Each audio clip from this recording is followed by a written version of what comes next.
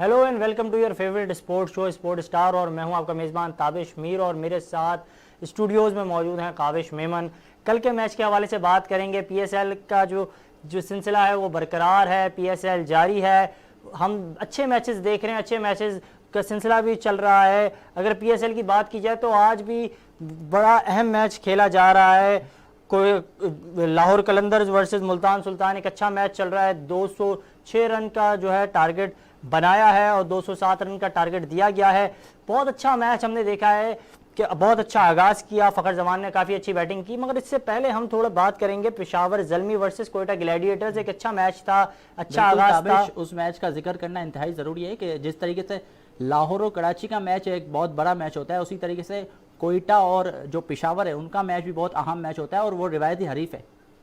जी बिल्कुल, रिवायती हरीफ है। और जितना ज़्यादा लाहौर कलंदर्स वर्सेस कराची किंग्स देखा जाता है, इतना ही Quetta gladiators versus Peshawar Zalmi match देखा जाता है। अगर कल की मैच की बात की जाए काविश, मेरा सवाल ये जो है, ये सवाल जो है सामने आता है जहन में कि कल अच्छा आगाज़ था। 15 ओवर के करीब 155 रन्स जो है बनाए लिए थे बगैर किसी विकेट गंवाए हुए, लेकिन ये सिलसिला बरकरार नहीं रख सकी कोयटा ग्लैडिएटर्स। क्या समझते हैं, क्या कमजोरियां थी और उसके बाद कोई बैट्समैन जो है वो सिलसिले को बरकरार नहीं रख पाया, तो क्या समझते हैं आप?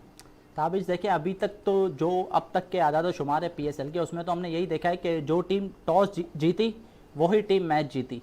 मतलब कि अभी तक हमने यही देखा कि जिसने भी टॉस जीता उसी ने मैच जीता। कल भी यही हुआ कि मुल्तान सुल्तान ने टॉस जीत लिया और पहले बॉलिंग करने का फैसला किया। कोयटा को बदकिस्मती थी, बैड लक था कि कोयटा एक बार फिर बैटिंग के लिए आया और सरफराज अहमद हमेशा की तरह इस बार पहला मैच हार गए। तो सिलसिला कुछ यूँ हुआ कि ओपनिंग स्टैंड बहुत ज़बरदस्त था। एहसन अली, जो जिनसे उम्मीद नहीं थी लेकिन उन्होंने बहुत ज़बरदस्त क्रिकेट खेली। इसके साथ एक और इंटरनेशनल प्लेयर था, बहुत ज़बरदस्त इनिंग खेली, वो मैन ऑफ द मैच भी करार पाए। तो आगाज़ अच्छा था, लेकिन आगाज़ के बाद जब वो ओपनिंग आउट हो गया और ऐसा लग रहा था कि मैच के दौरान एक वक्त ऐसा आया कि जब लग रहा था कि ये 200 तक क्रॉस कर जाएंगे, लेकिन 200 के बाद भी ये नहीं पता था कि कोयटा जीत पाएगी। क्योंकि मैंने वो ये जो आगाज़ में कहा कि भाई यही सिलसिला देखते हुए आ रहे हैं कि हम जो टॉस जीता है वही मैच जीतता है और दूसरी बैटिंग जो टीम है उनको आसान लगती है। तो कोयटा का आगाज़ अच्छा था, बीच में कोयटा फंस गया और फिर यही हुआ कि कोयटा 190 तक ही पहुंच सका और 200 क्रॉस नहीं कर सका।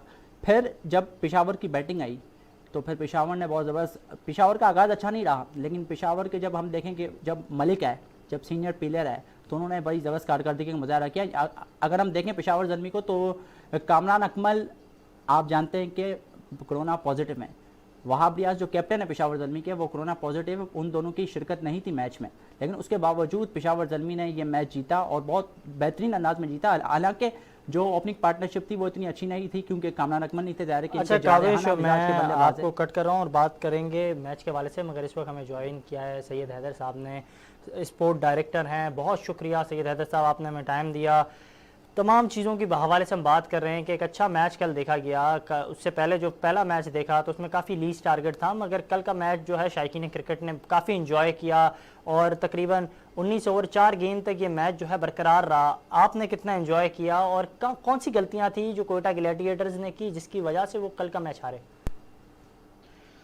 देखिए, कल का मैच तो बहुत अच्छा मैच हुआ और शोएब मलिक ने अपने तजुर्बे के साथ, उनको पता था कि जब डेप्थ ओवर्स आएंगे तो बॉलर्स जो हैं उनकी एनर्जी ख़त्म हो चुकी होगी, तो वो इंतज़ार करते रहे। ये एक अच्छे बड़े बैट्समैन की यही निशानी होती है कि वो विकेट पे टाइम लेता है और बॉलर्स को एडजस्ट नहीं होने देता है। दूसरे कोयटा की तरफ से बॉलिंग में जो गलतियाँ हुई वो ये कि ज़्यादातर वो शॉर्ट पिच गेंदें करते रहे, बजाय इसके कि वो गुड लाइन पे बॉलिंग करते या कुछ वैरायटी करते, स्लो गेंद करते। इसके बरक्स वो ज़्यादातर शॉर्ट पिच और तेज़ गेंदें करने की कोशिश करते रहे। कल विकेट काफ़ी सूख चुकी थी पहले मैच के मुकाबले में। जो पहला दिन था थोड़ा सा गीला था विकेट और गेंद सही तरह बैट में नहीं आ रहा था, लेकिन कल बहुत अच्छा बैट पे आ रहा था। फिर उसके बाद ह्यूमिडिटी का थोड़ा सा भी उसमें रोल हो सकता है कि थोड़ा रात को जो है ओस गिरती है तो बॉल जो है वो ग्रिप नहीं हो पाता है बॉलर से सही तरह।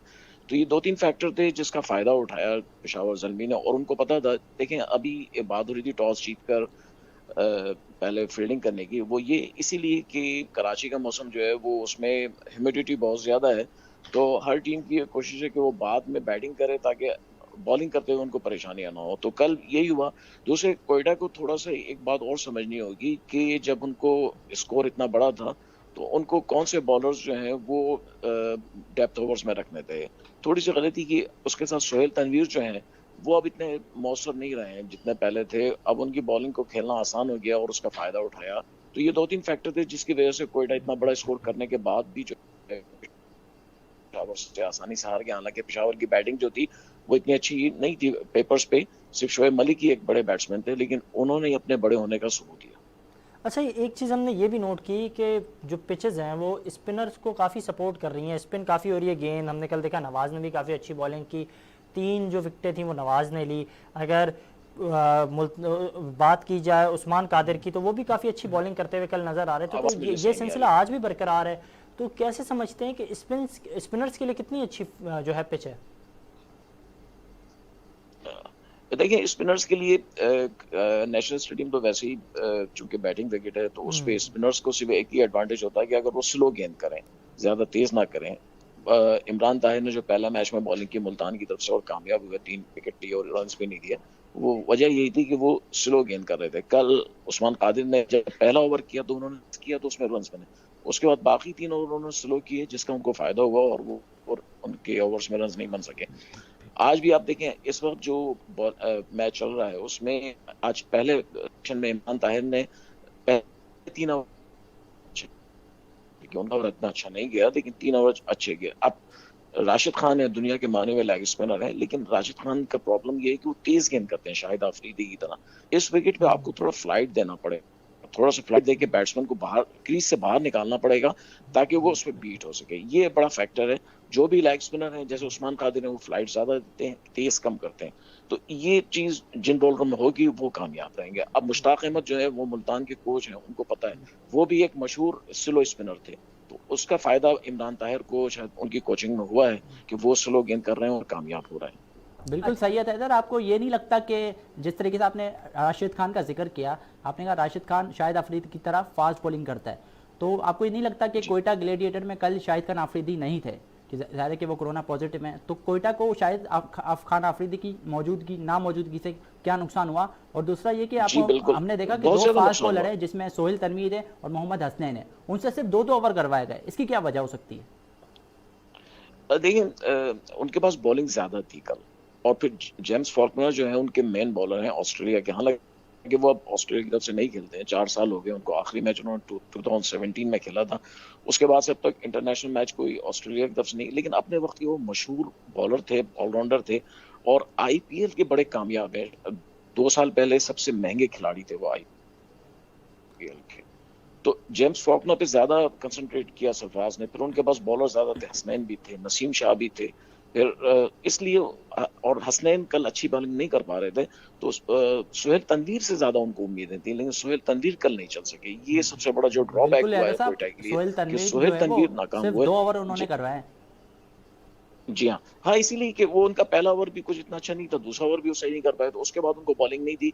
और शायद हो सकता है सरफराज को थोड़ा सा रिस्क लेना चाहिए था, आखिरी ओवर सोहेल तनवीर से अगर करवाते ज्यादा बेहतर होता। नसीम शाह से करवाया तो वो एक्सपीरियंस प्लेयर है ना, ज़ाहिर सोहेल तनवीर जो है वो एक्सपीरियंस प्लेयर है, मोहम्मद हसनैन भी यंग टैलेंट है, तो करवाया जा सकता था उन्हें, शायद रिजल्ट कुछ और होता।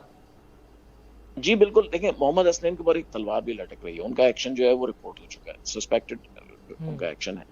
अब उनको 15 दिन के बाद रिपोर्ट आनी है, तो वो वैसे भी कुछ परेशान है और वो शायद हो सकता है इस लीग में नहीं चाहते हैं कि कोई दोबारा उनका एक्शन रिपोर्ट हो जाए। तो इसलिए भी जब एक बॉलर के ऊपर जब प्रेशर होता है साइकोलॉजिकल, तो वो फिर इतनी अच्छी बॉलिंग नहीं कर पाता। ये एक फैक्टर भी इन्वॉल्व था कल।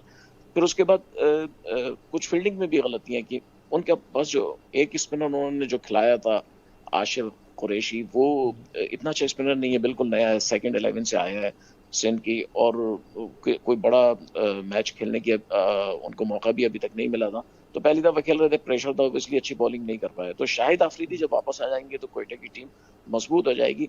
लेकिन कोयटा की तरफ से मोहम्मद नवाज भी कल अच्छी बॉलिंग नहीं कर पाए। मैं हैरान हुआ कि नॉर्मली कोयटा की तरफ से पहला ओवर हमेशा मोहम्मद नवाज करते हैं और कामयाब भी रहते हैं, लेकिन कल उनसे उनके बजाय उन्होंने फास्ट बॉलर से सोहेल तनवीर से पहला ओवर कराया। तो ये चीजें जो है मुझे पता नहीं कि सरफराज की क्या स्ट्रेटेजी है, लेकिन अगर वो अपनी पुरानी स्ट्रेटेजी पे चलें, अपनी उसी हिकमत अमली पे, तो ज़्यादा बेहतर होगा बजाय इसके कि नए तजुर्बे करें। बिल्कुल, आपको सैयद हैदर ये नहीं लगता कि सरफराज के में थोड़ा प्रेशर में भी नजर आया, क्योंकि माजी के अगर हम कुछ रिकॉर्ड उठा के देखें तो सरफराज अहमद खासे तनकीद की जद में रहे हैं।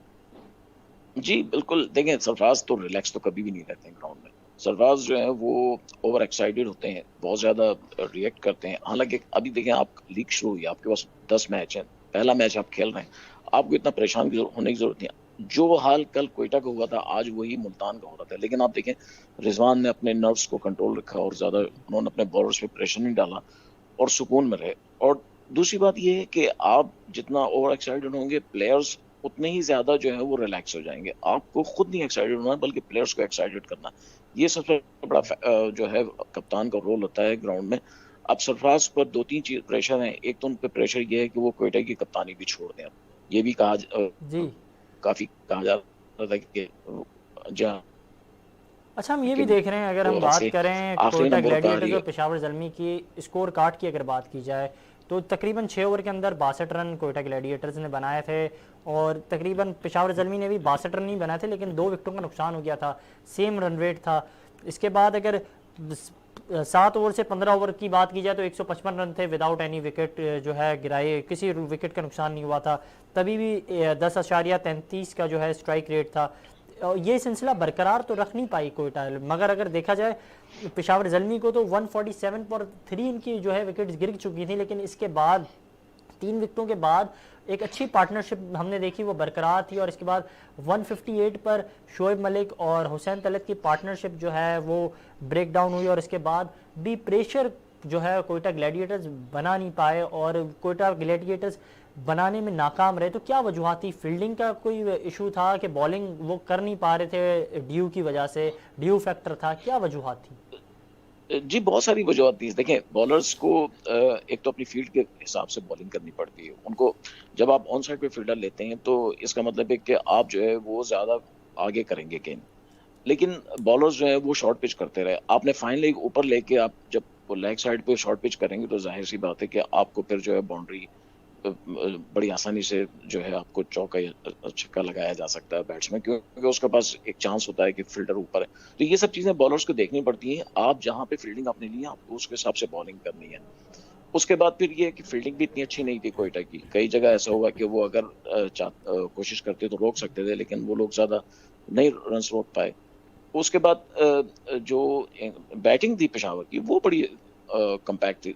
शोएब मलिक की तो हम तारीफ करें, लेकिन असल तारीफ जो करनी चाहिए वो हुसैन तलत की करनी चाहिए कि उन्होंने बड़ी अच्छी इनिंग खेली और उन्होंने फुल सपोर्ट किया शोएब मलिक को। और ये शोएब मलिक को ये इत्मीनान रहा कि दूसरी तरफ से हुसैन तलत भी स्कोर कर रहे थे। ये बड़ी अच्छी बात है। हुसैन तलत पहली दफा डेब्यू कर रहे हैं पेशावर की तरफ से। वो सारा कैरियर अपना खेले हैं इस्लामाबाद यूनाइटेड से, जहां उनको सही मौका नहीं मिल सके और कामयाब भी नहीं हुए। लेकिन पेशावर की तरफ से पहला मैच खेल दी उन्होंने, 50 रन भी किए और टीम को भी जितवाया। तो ये बड़ी बात है कि आप नई टीम के साथ जब खेलते हैं और कंबाइंड हो जाते हैं, बहुत जल्दी एडजस्ट हो जाते हैं, तो ये बड़ी अच्छी बात होती है टीम के लिए भी और आपके लिए भी। तो शोएब मलिक ने बैटिंग खुद अच्छी की, लेकिन उनको पूरा साथ मिला है उस कल के मैच में हुसैन तलत की तरफ से। अच्छा, ये भी हम चीज़ देख रहे हैं, जो टीम टॉस जीत रही है वो ज़्यादातर मैच भी जीत रही है। आज जो दिन में मैच हो रहा है तकरीबन 2:30 बजे, मुल्तान सुल्तान वर्सेस लाहौर कलंदर्स, तो क्या समझते हैं टॉस जीतने वाली टीम आज भी जो दिन में मैच हो रहा है वो जीत जाएगी? देखिए, अभी तक जो नजर आ रहा है मुल्तान की बैटिंग बहुत अच्छी आ रही है। आप 10 ओवर में सिर्फ 116 रन जब आप बना लेते हैं तो इसका मतलब है कि आप 10 रन पर ओवर से भी ज्यादा ऊपर जा रहे हैं। अकॉर्डिंग टू आपका जो टारगेट है उससे आप बहुत ही क्लोज हैं, बिल्कुल एग्जैक्ट आप चल रहे हैं। इसका मतलब है कि अब आपके लिए बाद के ओवर्स में जो है कोई तेजी या जल्दी करने की जरूरत नहीं है, उजलत की जरूरत नहीं है। आपको सिर्फ अब इसको कंटिन्यू रखना।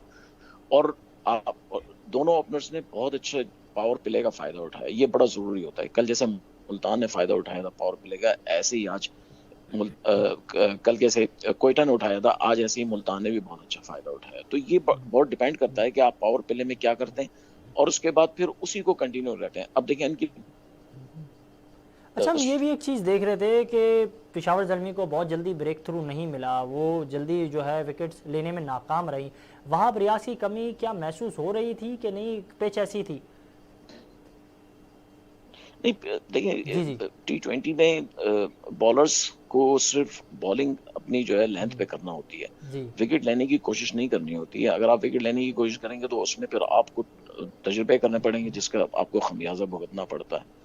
तो पेशावर को अगर विकेट नहीं मिले जल्दी तो वो क्वेटा का स्कोर भी तेजी से होता रहा। तो उसकी वजह ये थी कि कल विली स्मिथ जो इंग्लैंड के हैं, बिल्कुल यंग प्लेयर हैं और सिर्फ 2 साल हुए उनको इंटरनेशनल क्रिकेट में आए हुए। तो उनके लिए उनको अच्छा, कल उनकी लक उनके साथ थी, उनका बैट बहुत अच्छा जा रहा था, मिडिल बहुत अच्छा हो रहा था गेंद उनसे। तो वो एक अकेले आदमी थे जिन्होंने इसको चलाया। एहसान अली ने भी अच्छी बैटिंग की, उन्होंने भी स्कोर अच्छा किया। तो दोनों ओपनर्स ने बड़ी अच्छी बैटिंग की। तो पेशावर के लिए उस वक्त जो है अगर विकेट नहीं मिल रही थी तो यकीनी तौर पर पेशावर वाले परेशान थे। लेकिन जब स्कोर मैच खत्म, इनिंग खत्म हुई, तो पेशावर मुतमईन था, क्योंकि पेशावर वाले समझ रहे थे शायद ये 230 240 तक स्कोर पहुंच जाएगा। लेकिन कोयटा के जो बाकी बैट्समैन थे वो इतना अच्छा स्कोर नहीं कर पाए। बाद में उनके मोहम्मद नवाज थे और दूसरे बैट्समैन थे, वो जैसा कि हिटिंग करनी चाहिए थी वैसी नहीं कर पाए। ये बड़ा फैक्टर इन्वॉल्व होता है कि आपको जब अच्छी ओपनिंग मिल जाए तो उसके बाद आपको मिडिल ऑर्डर को भी कुछ परफॉर्म करना पड़ता है उतना ही अच्छा। लेकिन अगर ना कर पाए तो मैं समझता हूँ जितनी अच्छी बैटिंग ओपनर्स ने, विली स्मिथ ने और एहसान अली ने की थी, तो क्वेटा को कम से कम 220 225 स्कोर करना चाहिए था। गुफ्तगू जारी रखेंगे, अब वक्त हुआ एक शॉर्ट ब्रेक का।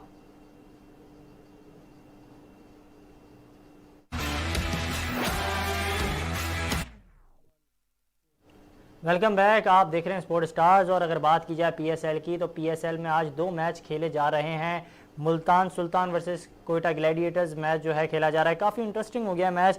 तकरीबन 206 रन बनाए थे कोयटा ग्लैडिएटर्स ने 5 विकेट की नुकसान पर, और ये जो सिलसिला है 207 रन का टारगेट दिया था, जिसको अब ऐसा लग रहा है कि काफ़ी जल्दी चेस कर लिया जाएगा, क्योंकि 70 रन तकरीबन बना दिए हैं शान मसूद ने 40 गेंदों पर, और 29 बॉल्स पर बना दिए हैं मोहम्मद रिजवान ने। एक अच्छा मैच देखा जा रहा है।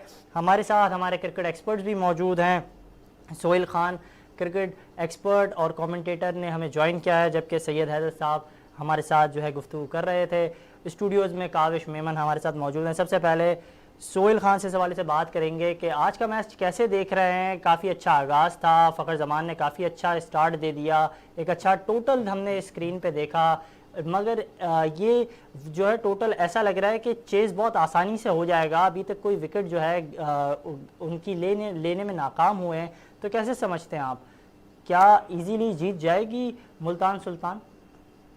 देखिए, अब तक तो कुछ ऐसी सूरत हाल लग रही है कि इजीली जीतने के इम्कान नजर आ रहे हैं। जब बगैर किसी नुकसान के कि शानदार शुरुआत आपको हासिल हो जाए जी तो फिर कुछ इसी तरह की सूरत हाल रहती है। और लाहौर कलंदर्स की जिस तरीके से बॉलिंग अनफॉर्चुनेटली रही है, उसमें उनके जो बड़े बॉलर्स थे वो ज़्यादा कुछ कर नहीं पाए। और मुल्तान सुल्तान की टीम के जो ओपनर्स हैं रिजवान और शान मसूद, रिजवान तो जो फॉर्म पाकिस्तान के लिए कैरी करते हुए पिछले साल से आ रहे हैं, पिछली पीएसएल से भी जो फॉर्म कैरी करते हुए आए हैं वो भी है, और शान मसूद उनका पूरा साथ ज़्यादा बेहतर तरीके से जो दे रहे हैं।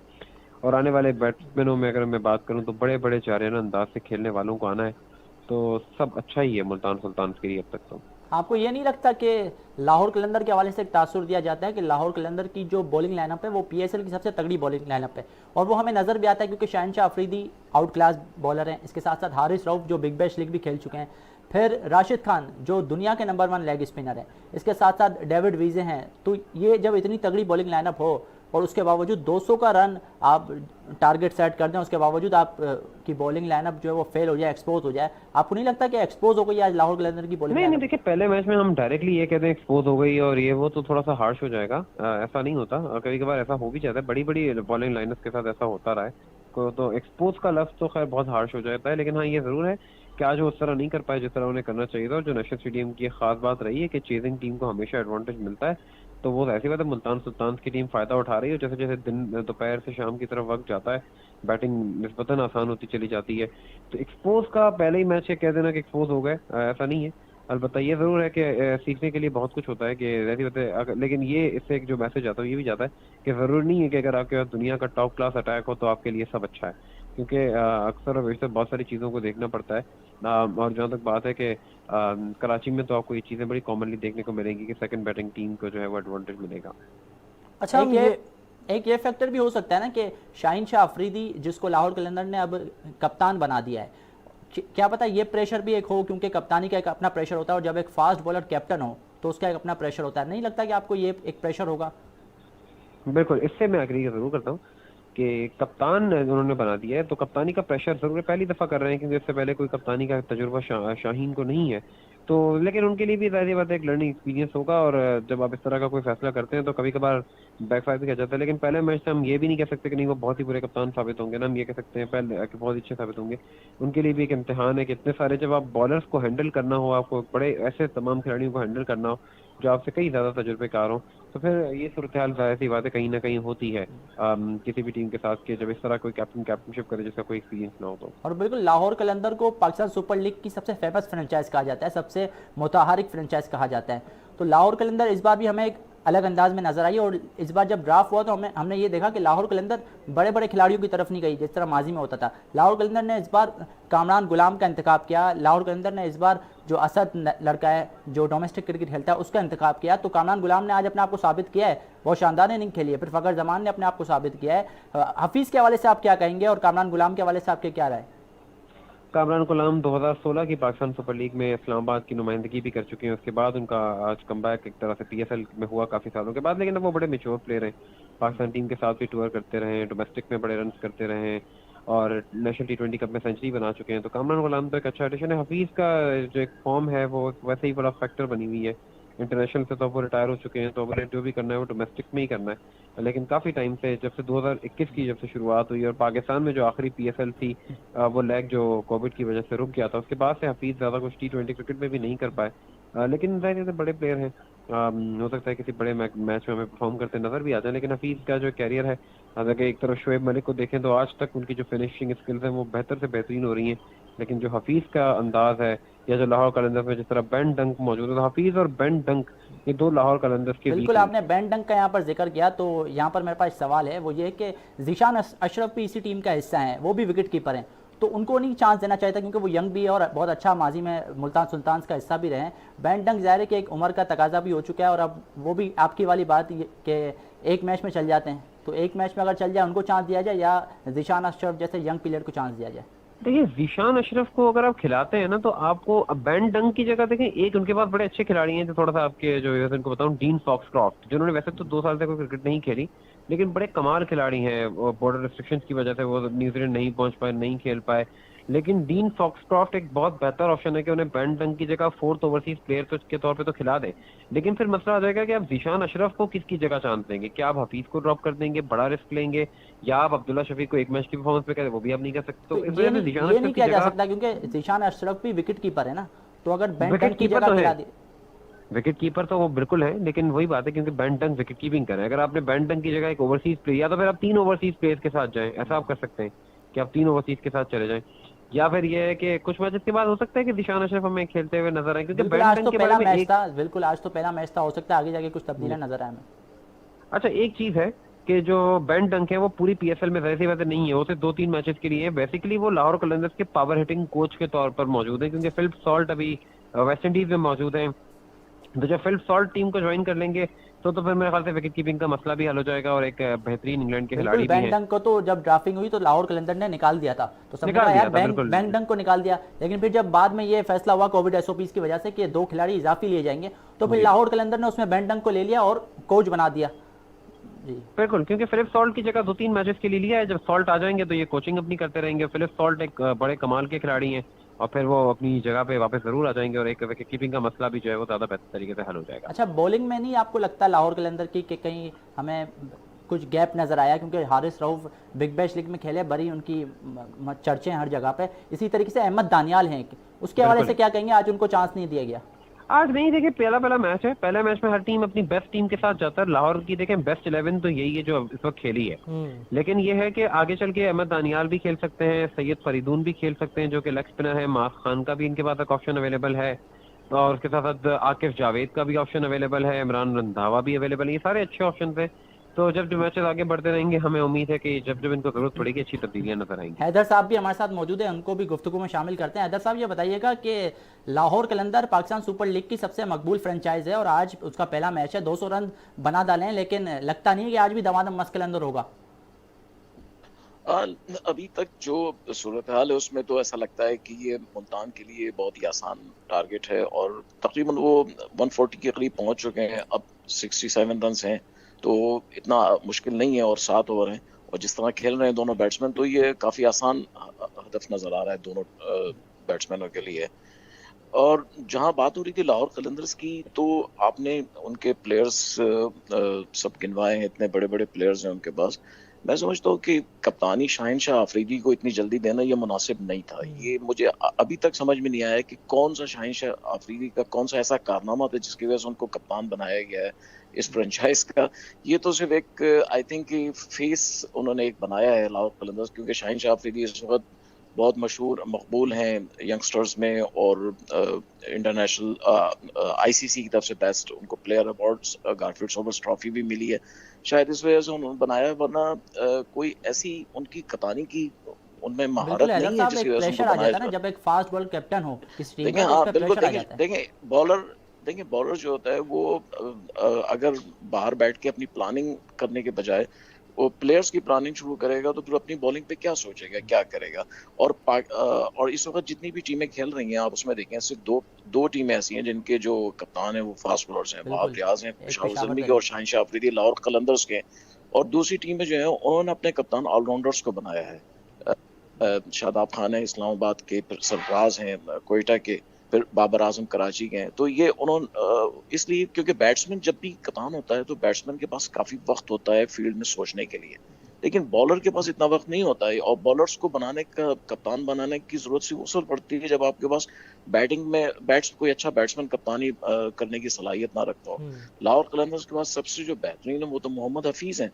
हफीज को क्यों नहीं बनाया जाता है, इस्तेमाल नहीं करते हैं, वो मुझे बिल्कुल समझ हैदर में साहब, नहीं आता लाहौर है। कलंदर हालांकि की जो मैनेजमेंट है वो यही कहती है कि भाई हफीज़ जो है वो एक्सपीरियंस प्लेयर है, वो ये कहते हैं कि यंग लोगों को चांस दिया जाए। अच्छा, आप ये बताएं कि इससे पहले सोहेल अख्तर लाहौर कलंदर के जो है वो कैप्टन थे, और उनकी क्रिकेट कारकर्दगी, उनकी बैटिंग कारकर्दगी बहुत बेहतर थी। क्या लगता है आपको, क्यों उनको हटाकर शाहिन शाह अफरीदी पर इतना बड़ी जिम्मेदारी आयद कर दी? देंगे ये सिर्फ फेस मेकिंग है और कुछ भी नहीं है। सिर्फ शाहिन शाह अफरीदी चूंकि मशहूर है इस वक्त पाकिस्तान में, 3 प्लेयर ऐसे हैं रिजवान, शाहीन और बाबर, जो सिर्फ पाकिस्तान नहीं बल्कि दुनिया भर में मशहूर है। तो इस वजह से उन्होंने अपना एक फेस बनाने के लिए शाहीन शाह अफरीदी को कप्तानी दे दी है। और लाहौर कलंदर्स अगर देखा जाए उनकी जो जितनी भी 6 लास्ट लीग्स हुई हैं उसमें संजीदगी कमी नजर आई है मुझे तो। हालांकि मेहनत करते हैं पूरे साल, वो सब कुछ करते हैं, लेकिन जब लीग शुरू होती है लीग में उनकी संजीदगी नजर नहीं आती। अब सोहेल अख्तर को भी जब कप्तान बनाया गया था, सोहेल अख्तर का भी कोई कप्तानी का कोई तजुर्बा नहीं था। डोमेस्टिक क्रिकेट में भी वो कहीं कप्तानी नहीं करते थे, उसके बाद फिर उनका कोई इतना बड़ा नाम भी नहीं था डोमेस्टिक क्रिकेट में। लेकिन उन्होंने 2 साल उनको जबरदस्ती, नहीं जी हमारा कप्तान तो यही होगा। तो ये समझ में नहीं आता आपको, जब एक टीम लेके चलते हैं, आप टीम बनाते हैं, तो आपको सारी चीजें देखनी पड़ती हैं, आप अपनी तरफ से फैसले नहीं करते हैं। बहरहाल लेकिन लाहौर कलंदर्स एक अच्छी वेल बैलेंस टीम है। बॉलर्स भी बहुत अच्छे हैं, बैट्समैन भी बहुत अच्छे हैं, बैटिंग में काफी डेप्थ है, बॉलिंग उनके पास अच्छी है, राशिद खान है। तो टीम के पास जो है चांसेस पूरे पूरे हैं। और अगर शाहिन शाह अफरीदी जो है उनकी कप्तानी में इस साल लाहौर कलंदर्स जो है वो जीत जाती है पहली दफा लीग, तो मैं समझता हूँ बहुत बड़ा कारनामा होगा और शाहिन शाह अफरीदी के लिए भी बहुत बड़ा एहसास होगा। लेकिन इतनी जल्दी एक इतने कम उम्र प्लेयर पे जो आगे बढ़ रहा है उस पर जिम्मेदारी डालना, मैं समझता हूँ ये इतना कोई अच्छा फैसला नहीं है। अच्छा, बिल्कुल, एक ये चीज़ शाहिन ये शाह भी हम अफरीदी के लिए भी फख्र की बात होगी, लाहौर कलंदर के लिए भी फख्र की बात होगी, लाहौर कलंदर के फैंस के लिए भी फख्र की बात होगी, क्योंकि लाहौर कलंदर ये वो वाहिद टीम है SPSL की जो एक भी मैच अब तक नहीं जीती। मतलब मैच तो जीती है, ट्रॉफी नहीं जीती। तो अगर शाहिन शाह अफरीदी की क़यादत में लाहौर कलंदर ट्रॉफी ले जाती है तो फिर तो बल्ले बल्ले होगी, जी और दमादम मस्त कलंदर जी जो उनका एक बिल्कुल, टाइटल है वो होगा जी फिर। जी बिल्कुल बिल्कुल बिल्कुल, ये बड़ा एहसास होगा उनके लिए, शाहिन शाह अफरीदी के लिए भी और लाहौर कलंदर्स के लिए भी। और वो उनकी तो इस कदर उनके जो है मजाक बन चुका है लाहौर कलंदर्स का कि जिसकी हद नहीं। वो टीम जो है वो सब कुछ करती है और फिर भी पीछे रह जाती है। तो जितना मजाक मैं समझता हूँ लाहौर कलंदर्स का बनाया गया है शायद किसी भी टीम का नहीं बना होगा, और लोग उनसे तवक्कात भी बहुत रखते हैं। आप देखें, आप अगर इस वक्त सर्वे कराएं तो आधा पाकिस्तान जो है लाहौर कलंदर्स के साथ खड़ा हुआ नजर आएगा, लेकिन बिल्कुल फिर भी वो पीछे रह जाते हैं। तो हैदर इसकी साहब, वजह क्या है ये समझ में नहीं आता। बिल्कुल, अगर मिसाल के तौर पर किसी की टीम कराची किंग्स है या किसी की टीम मुल्तान सुल्तान है तो उसकी दूसरी तरजीह हमेशा लाहौर कलंदर होती है, क्योंकि लाहौर कलंदर ये वो वाहिद टीम है जो हम दीगर टीमों को तो देखते हैं कि वो सिर्फ पीएसएल में हमें एक्शन में नजर आती है, लेकिन लाहौर कलंदर जो फ्रेंचाइज, जो एक ब्रांड बन चुका है पूरे पाकिस्तान का, ये हमें पूरा साल काम करता हुआ नजर आता है। पीडीपी प्रोग्राम हो या यंग जो यूथ है उसकी। जी अच्छा, एक और बात अभी जी ज़हन हाँ, में आ रही है बिल्कुल। कि अगर जी। हैदर साहब हम बात करें, रात को एक और अहम मैच खेला जाएगा, Karachi king versus Quetta Gladiators. कौन सी टीम जो है जिसका पलड़ा भारी है, किसको एज हासिल है? दोनों टीमों ने अपना एक एक मैच खेला हुआ है और दोनों जो कप्तान हैं वो भी तजर्बेकार हैं। कौमी टीम की क़यादत बाबर आजम कर रहे हैं जो कराची किंग्स के कप्तान हैं, और सरफराज जो हैं वो भी साबिक कप्तान रह चुके हैं कौमी टीम के। तो क्या समझते हैं, तजर्बेकार साइड्स हैं, मगर दोनों साइड्स में जो उनके स्टार प्लेयर्स हैं, अगर मोहम्मद आमिर की बात की जाए तो वो कोविड-19 का शिकार है, शाहिद खान आफरीदी जो है वो भी कोविड-19 का शिकार है। तो क्या किसको एज हासिल है और ऑन पेपर कौन सी टीम जो है काफ़ी स्ट्रॉन्ग है? देखें, ऑन पेपर तो मुझे इस वक्त कोयटा ग्लेडिएटर्स अच्छी टीम नजर आ रही है, स्ट्रॉन्ग टीम है। कराची किंग्स जो है, कल भी हमने बात की थी इसके ऊपर के कराची किंग्स जो है वो अपना सारा उनका डिपेंड जो है वो सारा इन्हिसार जो है वो बाबर आजम पे है और शर्जील खान पे है। बल्कि ये समझ लें कि बाबर आजम पे 80%, यानी बाबर आजम पे इतना डिपेंड कर रहे हैं कि उन्होंने मिडिल ऑर्डर में बैटिंग ही नहीं रखी, बहुत ही कमजोर से बैट्समैन रखे हुए हैं। और यही चीज उनको पहले मैच में भी ले डूबी और आज भी। अगर कहीं बाबर आजम जल्दी आउट हो गए तो फिर इनके लिए बड़ी प्रॉब्लम हो जाएगी, क्योंकि उनके पास बीच में बैटिंग नहीं है। अच्छा, बॉलिंग में उनके पास जो है बॉलर्स की भी कमी है। आमिर उनके नहीं है, आमिर का ना होने का नुकसान हो रहा है। फिर उसके बाद उनकी दूसरी जो कम्बिनेशन है बॉलिंग की वो इतनी अच्छी नहीं है, जबकि कोयटा की जो कम्बिनेशन है बॉलिंग की बहुत अच्छी है। कोयटा के पास बिल्कुल देखिए हैदर साहब, 7 वाइंड बॉलर्स अप की तरफ हम हैं, जा रहे 7 हैं। बॉलर्स बॉलिंग करने की। हाँ जी। अब ये आप बताएं कि कराची किंग्स भी एक मैच हार चुकी है और कोयटा ग्लेडिएटर भी एक मैच हार चुकी है, तो दोनों टीमों में अब कोई तब्दीलियां करने की ज़रूरत है या बस इसी कॉम्बिनेशन के साथ आगे बढ़ना चाहिए? नहीं, मेरे ख्याल से कोई तब्दीली नहीं करेंगे, वो इसी कॉम्बिनेशन के साथ आज मैच खेलेंगे दोनों टीमें। और उनके पास, कराची किंग्स के पास तो गुंजाइश ही नहीं है, उनके पास ना तो इतने ज्यादा प्लेयर्स भी नहीं है जिसको वो इंक्लूड करें। तो कराची किंग्स तो उसी टीम के साथ जाएगी। कोयटा की टीम में जो है, हो सकता है कि जो स्पिनर कल उन्होंने आशिफ कुरैशी को खिलाया था, हो सकता है क्योंकि उनकी बॉलिंग इतनी अच्छी नहीं थी तो उनको ड्रॉप करें, लेकिन किसको खिलाएंगे ये भी एक सवाल है। तो अब ये आज पता चलेगा कि वो क्या करते हैं।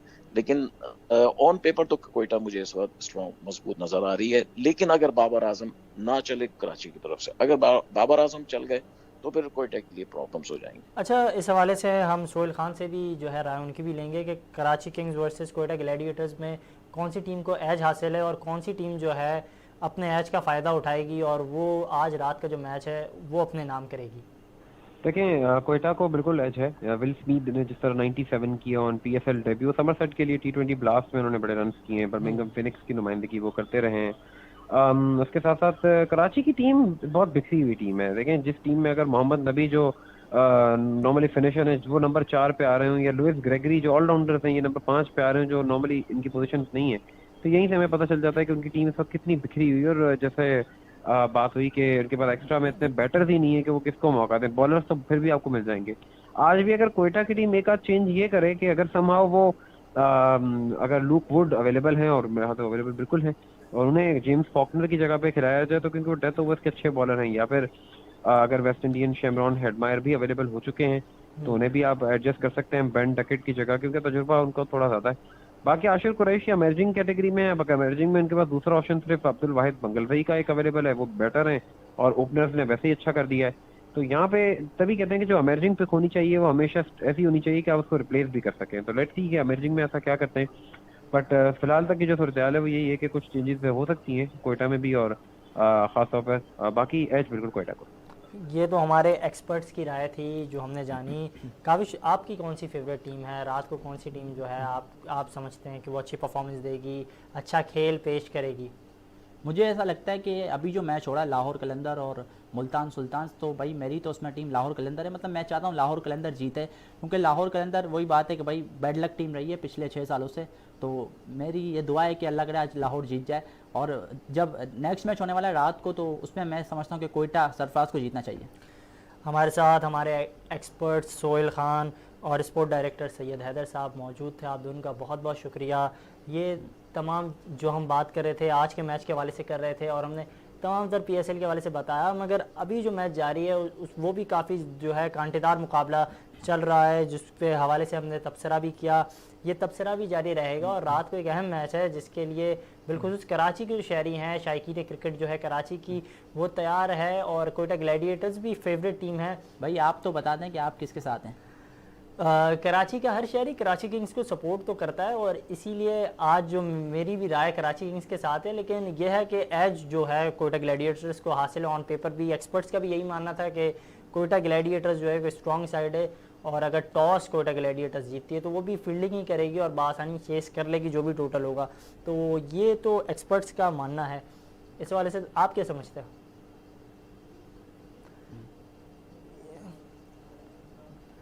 ये तमाम चीज़ें हम डिस्कस कर रहे थे, और इस हवाले से हम बात कर रहे थे कि PSL जो है ये सीज़न 7 है, और ये जो सीज़न 7 है इसमें हम देख रहे हैं काफ़ी ज़्यादा जो है अच्छे टोटल्स हमने आज देखे। स्कोर बोर्ड पर काफ़ी अच्छा टोटल था। कोयटा ग्लैडिएटर्स की अगर बात की जाए तो आज रात कोयटा ग्लैडिएटर्स वर्सेस कराची का जो है मैच खेला जाएगा, और ये तमाम चीज़ें जो हैं हम इसके हवाले से आपको आगाह करते रहेंगे।